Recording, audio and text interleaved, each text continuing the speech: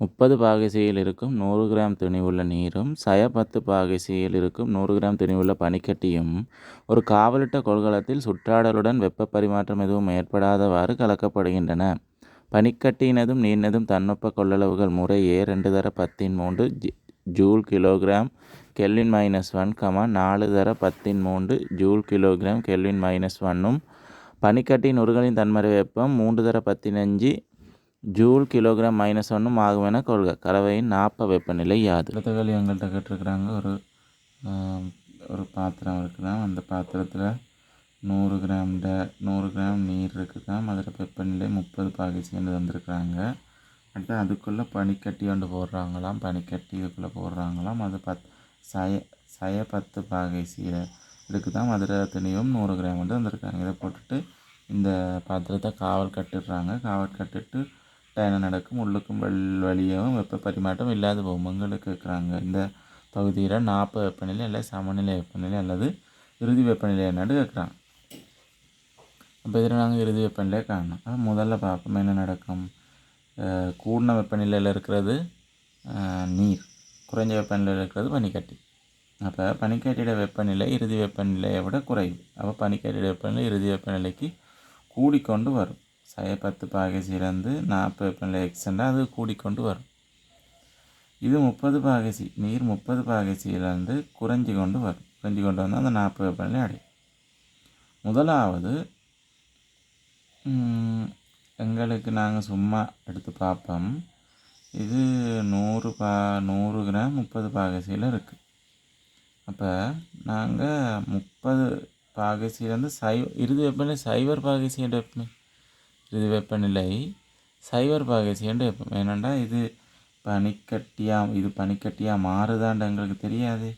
இது நாங்கள் நினைக்கலாம் இது 30 பாகைசி இருந்து குறைஞ்ச ஒரு 20 பாகைசிக்கு இறங்குது என்ற திரவநிலையிலே இருக்குதுன்ட்டு வைக்கலாம்.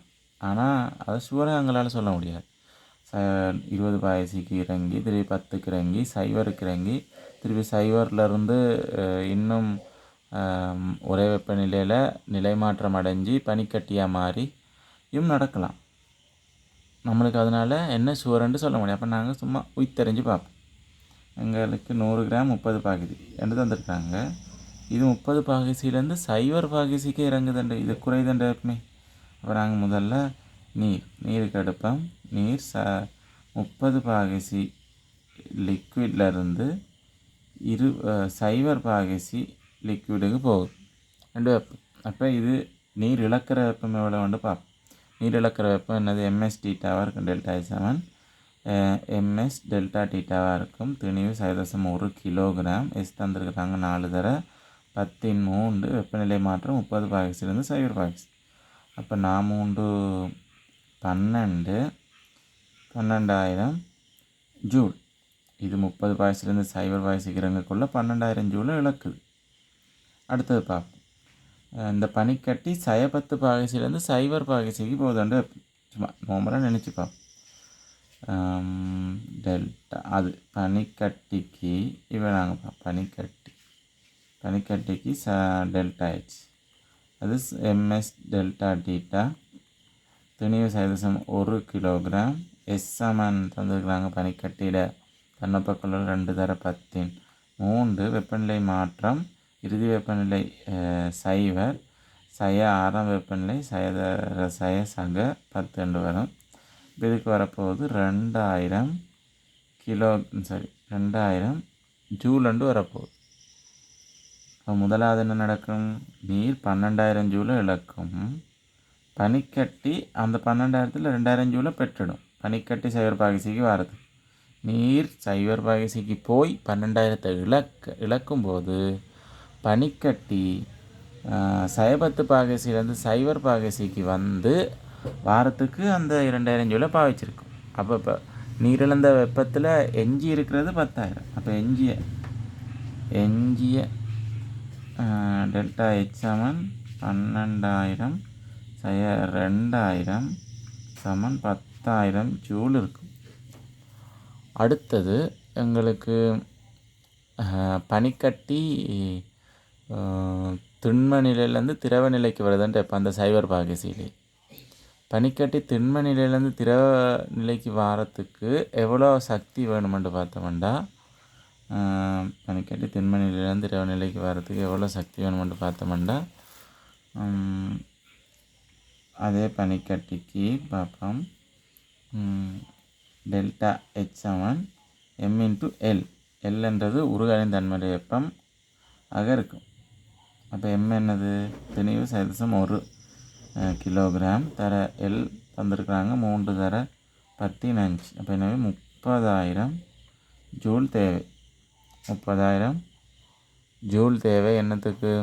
பனிக்கட்டி திரவமாக மாறுறதுக்கு. ஆனால் எங்கள்கிட்ட இருக்கிறது 10,000 ஜூல் தான் இருக்குது. அப்போ 10,000 ஜூலை இந்த திரவ நீர் 30 பாகசிலேருந்து சைவர் பாகசிக்கு போய் இந்த பனிக்கட்டியை கொடுக்குது. என்னத்துக்கு? பனிக்கட்டி சைவர் பாகசியில் இருக்கிற திண்மமாக இருந்து சைவர் பாகசியில் இருக்கிற திரவ நீராக மாறுறதுக்கு. ஆனால் பனிக்கட்டி அப்படி சைவர் பாகசியில் இருக்கிற திரவ நீர் திண்மத்திலேருந்து சைவர் பாகசி திரவமாக மாற மாட்டோம். பனிக்கட்டிக்கு 30,000 ஜூல் முழுமையாக தேவை. ஆனால் நாங்கள் கொடுக்கக்கூடியது 10,000 ஜூல் தான். அப்போ என்ன நடக்கும்? பனிக்கட்டிட சிலது உறைந்திருக்கும், சிலது இது திரவமாகி இருக்கும். சிலது உறைந்திருக்கும், சிலது திரவமாகி இருக்கும். அப்போ பனிக்கட்டி முழுமையாக திரவமடையாமல் ஒரு அரைக்குறை நிலைமையில் இருக்கும். அப்படி அந்த நிலையிலையும் இந்த 30 பாகசி நீர் சைவர் பாகசியில் தான் இருக்குது. இந்த 10 பாகசி பனிக்கட்டி சைவர் பாகசியில் தான் இருக்குது. அப்போ இதில் இறுதி வெப்பநிலையை நாங்கள் கொள்ளக்கூடியது சைவர் பாகசியாக தான் இருக்கும்.